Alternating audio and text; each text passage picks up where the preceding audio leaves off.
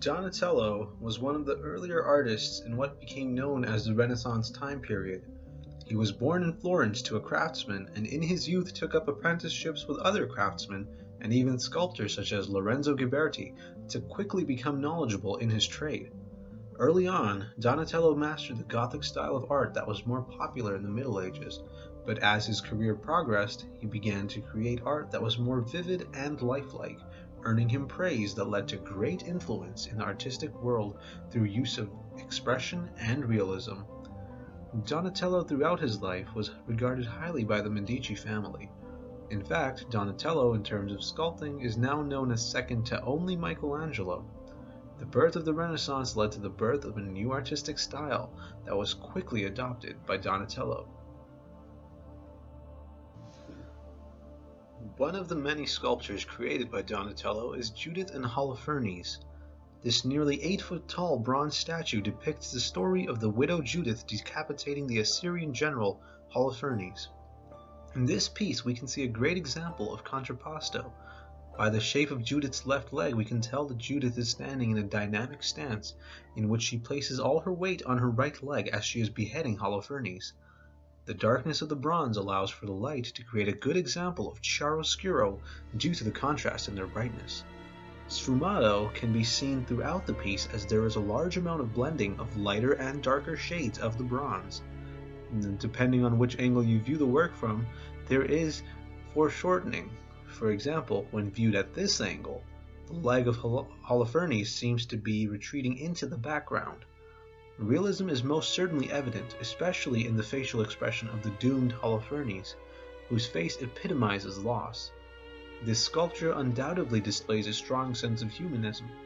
God is the grantor of life and existence, and Judith, by taking that away from Holofernes, shows that God cannot control the will of humans, and also shows Judith openly defying God by killing another human being.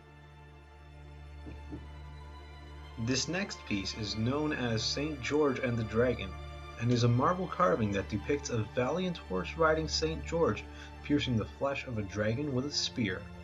Linear perspective can be distinctly seen along the right side of the marble, where Donatello creates a structure that moves towards a vanishing point. The few trees in what seems to be the forest do the same. We can also see examples of contrapposto in the manner in which Princess Cappadocia is standing. She has the weight of her body resting on the right leg, creating a dynamic stance. Foreshortening can be clearly seen in the dragon. The dragon seems to be retreating into the background, and this creates a more powerful image of St. George as he is seen as the more dominant figure. A Renaissance theme displayed in this work is humanism, and here we can see a dragon, a powerful mythical creature being brought to its knees by a human who is clearly the one with power. Furthermore, St. George is freeing another human being from the tyranny of the dragon, further displaying the importance of humans over other beings. We can see a return to ancient works in the pillars and arches of the structure on the right of the humans, which resemble ancient Greek architecture as well. This next piece is known as Herod's Banquet, and is also known by the name The Feast of Herod. This bronze relief shows a feast hosted by Herod the Great, one of the kings of Judea. We can see many uses of sfumato in both the robes of the characters as well as several of their facial features, but most notably on the actual table itself. Chiaroscuro is used throughout the relief as the dark bronze creates a striking contrast to the light, allowing for the depth to be amplified. Contrapposto is ubiquitous in this piece as there are a wide array of characters taking up a dynamic stance. There is also the use of linear perspective present in this relief, shown in the angle of the wall to the left.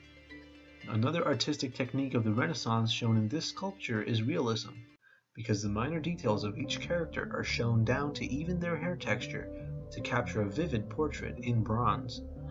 This work displays a great deal of humanism, because the entire work represents a social gathering of humans, and this goes with the teachings of Salutati, who believed in living an active public life. Herod was also considered to be a tyrannical murderer, someone who actively defies the sanctity of life and thereby defies God by not allowing him to control his will. The last piece that is going to be discussed is one of Donatello's later works. It is known as the Door of the Martyrs. This door has engraved upon it 10 different frames, each carrying 2 apostles. There are various examples of contrapposto in this piece, as many of the apostles are standing in a more powerful and interesting manner. The dark color of the bronze allows for chiaroscuro to take place when the light is reflected off of the surface, adding even more depth to the sculpted doors through the contrast in light. Foreshortening can be seen in the arms and hands of the apostles as well as some of their quills.